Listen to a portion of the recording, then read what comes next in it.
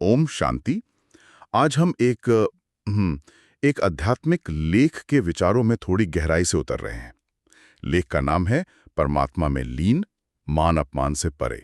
और देखिए, हमारा मकसद है ये समझना कि परमात्मा के साथ एक गहरा रिश्ता वो हमें मान और अपमान जैसी जो भावनाएं हैं उनसे ऊपर उठने में कैसे मदद कर सकता है, ताकि एक अंदरूनी स्थिरता मिले।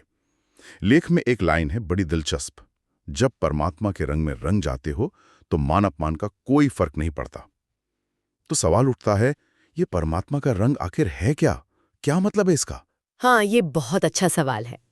लेख बताता है कि परमात्मा तो जैसे शांति, प्रेम, पवित्रता, शक्ति और आनंद के सागर हैं।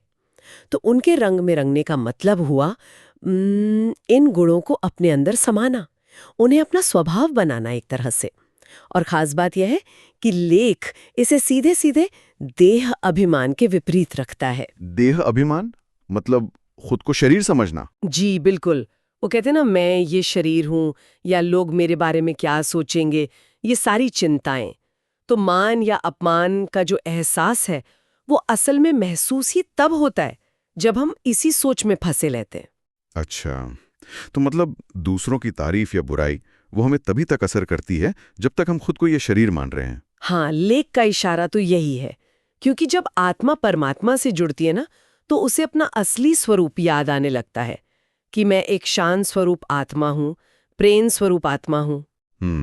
और तब तब बाहर से आने वाले शब्द, चाहे वो तारीफ हो या बुराई, वो उतना असर नहीं करते। हाँ, पहचान का जो केंद्र है वो शरीर से हटकर आत्मा पर आ जाता है। ये बात है। बिल्कुल। ये देखने के नजरिए में एक पूरा बदलाव है।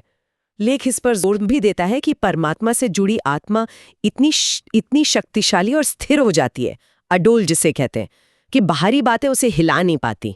गीता का भी जिक्र आता है इसमें। हाँ, गीता का क्या कहा गया है कि जो सम्मान और अपमान में सम रहता है वही योगी है, एक समान भाव। तो अगर हम इसे थोड़ा और गहराई से देखें तो मान की इच्छा और अपमान का डर, ये दोनों ही एक तरह से मोह है, लगाव है, जो हमें अपने असली आत्मिक स्वरूप से दूर रखते हैं। ये बात थोड़ी सोचने वाली है कि प्रशंसा की इच्छा भी एक मोह है, क्योंकि तारीफ तो अच्छी लगती है ना अक्सर। हाँ, लगती तो है, ये मानवीय स्वभाव है, लेकिन लेख इसे भी एक बंधन मानता है। अच्छा। और लेख एक कदम और आगे जाता है। वो कहता है कि जो अपमान कर रहा है उसे भी एक आत्मा समझो, जो अपने संस्कारों के वश में होकर ऐसा कर रहा है। संस्कार यानी वो गहरी आदतें या प्रवृत्तियां। लेकिन व्यवहार में क्या ये सोच वाकई काम करती है? क्या इससे अपमान का असर कम हो जाता है? कहना आसान है शायद। हाँ। ये सिर्फ एक बौद्धिक समझ की बात नहीं है, ये सच है। ये एक गहरी अनुभूति है। संस्कार मतलब वो पैटर्न, वो आदतें जो हमारे व्यवहार को चलाती हैं, कई बार अनजाने में भी। तो जब हम अपमान करने वाले को इस नजरिए से देखते हैं कि वो शायद अपनी किसी मजबूरी, अपने संस्कारों के कारण ऐसा कर रहा है, तो हम उसे एक पर्सनल अटैक की तरह लेने के बजाय शायद उसकी स्थिति को समझ पाते हैं, साक्षी होके देख पाते हैं। हाँ, साक्षी भाव। हाँ, तब शायद गुस्सा या दुख कम हो जाता है, शायद करुणा या एक समझ का भाव आता है। पर ये अवस्था पाने के लिए, जैसा आपने कहा, ये आसान नहीं। इसके लिए परमात्मा से बहुत गहरा और लगातार कनेक्शन चाहिए। ये अभ्यास की बात है। तो लेख का जो सार है वो यही निकलता है कि परमात्मा से जितना गहरा हमारा कनेक्शन होगा, आत्मा उतनी ही मजबूत, उतनी ही निर्मल होती जाएगी, और फिर दुनिया के जो मान अपमान की खेल हैं वो उसे छू नहीं पाएंगे, है ना? व्यक्ति फिर खुद को दुनियावी पहचानों से ऊपर उठकर देखता है। जैसे लेख कहता है, सेवाधारी और परमात्मा का बच्चा।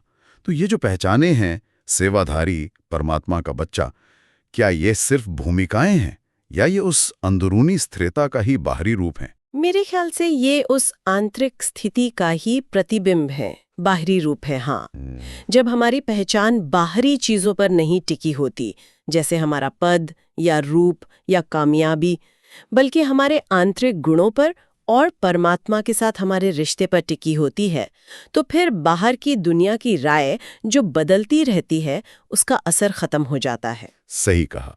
मूल्य का जो स्रोत है वो हमारे अंदर आ जाता है, बाहर नहीं रहता। तो ये जो बाहरी उथल पुथल चलती रहती है, उसके बीच अंदरूनी शांति पाने का रास्ता।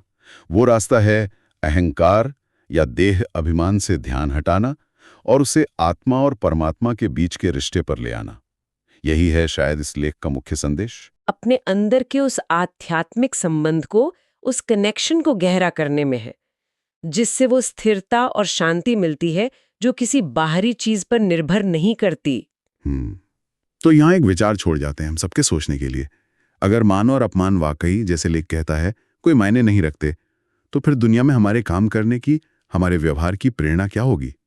लेख सेवादारी होने की तरफ इशारा तो करता है, तो शायद तब प्रेरणा बाहरी पहचान या तारीफ से नहीं, बल्कि आत्मा के जो सहज गुण हैं और सेवा की भावना, शायद उनसे आएगी। इस पर सोचा जा सकता है। ओम शांति।